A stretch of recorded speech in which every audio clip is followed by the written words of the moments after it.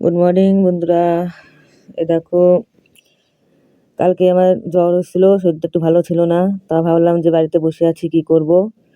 তারপরে যে আমাদের একটা এখানটায় ঘর আছে সাইডে, তো ভাবলাম যে ২-১টা ভিডিও ছাড়ি। আপনারা তো অনেকে ভিডিও চেয়েছেন যে বৌদি কটা ভিডিও ছাড়ো, ভালোভাবে আর কি কটা ভিডিও ছাড়ো। তো আপনাদের জন্য এই ভিডিও ছাড়ার জন্যই ঘরে গেলাম। তো ভাবলাম যে আমার চুলটা বাঁধা আছে, তো ড্রেসের সঙ্গে চুলটা বেঁধে রেখে মানাচ্ছিল না, তার জন্য চুলটা খুলে দিলাম। আর কি খুলবো বলো, চুলটা তো নেই, সব তো গেছে উঠে। তাও খুললাম একটু চুলটা। তো দেখো এটা পরে কেমন লাগছে। আরও দুটো অর্ডার দিয়েছি, 2-3 দিনের ভেতর চলে আসবে অন্যরকম। তো এই যে শ্যুট করার জন্য রেডি হয়েছি। তো রেডি হয়ে একটু নাচটা প্র্যাকটিস করছিলাম। তারপর নাচটা প্র্যাকটিস করার পরে একটা গানে নাচ করছিলাম। জানি না গানের নাচটা কেমন হয়েছে। তো গানের আওয়াজটা আপনাদের কাছে দিতে পারছি না, এইভাবে দিলে পরে কপিরাইট দিয়ে দেয়। তো কালকে একবার দিয়েছিলাম, দেওয়ার জন্য সে কপিরাইট চলে এসেছিলো। তো তার জন্য আওয়াজটা কেটে দিয়ে তারপর আমি নিজের মুখে আর কি ভয়েসটা দিচ্ছি আপনাদের কাছে, যে একটা গানে শ্যুট করছিলাম। এটা মানে আমার নতুন ফোনে দিচ্ছিলাম, যে আমার নতুন আর একটা প্রোফাইল আছে, পেজ আছে। তো সেখানটায় জন্য মানে সেই ফোনে নাচটা দিচ্ছিলাম।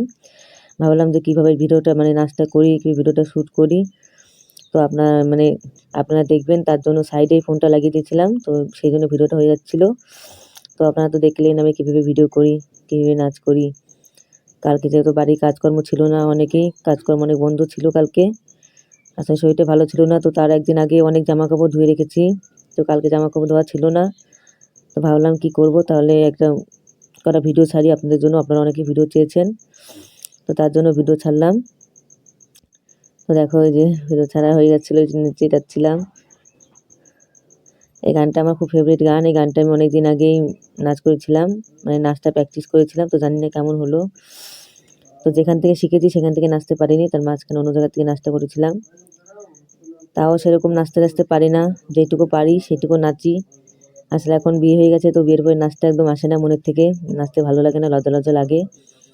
লজ্জা লাগলে কী হবে, তাও নাচটা করি আমি। যে লজ্জা লাগলে তো হবে না, যেহেতু সোশ্যাল মিডিয়ায় কামিয়াব হয়েছি অনেক কষ্ট করে, তারপরে অনেক কষ্ট করে চ্যানেলটা মনিটাইজেশন হয়েছে। তো তার জন্য বসে থাকলে হবে না। তো ওর জন্য সব লজ্জা ছেড়ে দিয়ে, সব নাক-লজ্জা ছেড়ে দিয়ে, মান-সম্মানের কথা ছেড়ে দিয়ে শুধু আপনাদের চাহিদা মতো ভিডিও দেওয়ার জন্য এই ড্রেসটা পরে নাচটা করেছিলাম আমি। তো অনেকক্ষণ ধরে কষ্ট হয়ে যাচ্ছিলো, তো বসেছিলাম এমনি করে। খুবই কষ্ট হয়ে যাচ্ছিলো, মানে সেরকম নাচ করতে পারি না, হাঁপসিয়ে যাই। তার জন্য এমনি করে বসেছিলাম আমি। তো কী করব, তারপরে এই যে একটু বসলাম। তো এখানটায় বসে একটু ব্যায়াম করছিলাম। মাজাটা খুবই লেগে যাচ্ছিলো, তার জন্য মাজাটা ঠিক করার জন্য একটু ব্যায়ামটা করলাম। তারপর ব্যায়ামটা করতে তারপরে তো ওই মাজাটা ঠিক হয়ে যাচ্ছিলো, ব্যায়াম করছিলাম। আসলে নিচে তো তারপর করে ফটোশ্যুট করছিলাম, তার জন্য এমনি করে বসে আছি নিচে ফটোশ্যুটটা করার জন্য। তো ফটোশ্যুটগুলো করছিলাম, তার মধ্যে হয়তো একটু ভিডিও বানাচ্ছিলাম। তারপর ভাবলাম একটু হাতটা খুব লেগে গেছে মাজাটা, তো তার জন্য একটু ব্যায়াম করছিলাম। হাতটা খুব ব্যথা হয়ে যাচ্ছিলো, এভাবে থাকতে হাত খুবই লেগে যাচ্ছিলো আমার।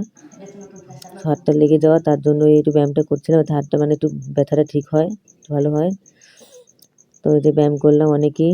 তারপর যাকে একটু ভালো লাগছিলো, হাতের ভিতর দিয়ে একটু ব্যথা বেশ কমলো। তারপরে কমার পরে আবার কটা ফটো তুলছিলাম, যে সবসময় তো এরকমভাবে ড্রেস পরা যায় না। তো যখন পরেছি তখন করে ফটোও শ্যুট করে নিই। এটা আমার অনেক পুরনো ড্রেস। আপনারা হয়তো অনেকে কমেন্টে বলবে যে এটা অনেক পুরনো ড্রেস হয়ে গেছে। তো আমার কাছে পুরনো বলতে কিছু নেই, কারণ শুধু ড্রেস নিয়ে কী হবে, এসব পরে তো বাইরে যাই না। তো ভিডিও করার জন্যই কেনা। তো অনেক দিন পরে ড্রেসটা পরে আবার ভিডিও ছাড়লাম। তো আর অসুবিধা নেই, 2টো ড্রেস অর্ডার দিয়ে দিয়েছি, চলে আসবে খুব তাড়াতাড়ি। তারপর আপনাদের কাছে নতুন একটা ড্রেস নিয়ে নতুন ভিডিও নিয়ে আসবো। ততক্ষণ আমার ভিডিওটা কেমন লাগলো, তো আপনারা লাইক কমেন্ট করে সাবস্ক্রাইব করে অবশ্যই জানাবে বন্ধুরা। এর থেকে ভালো ভিডিও দিতে থাকবো, আপনারা সাপোর্ট করুন।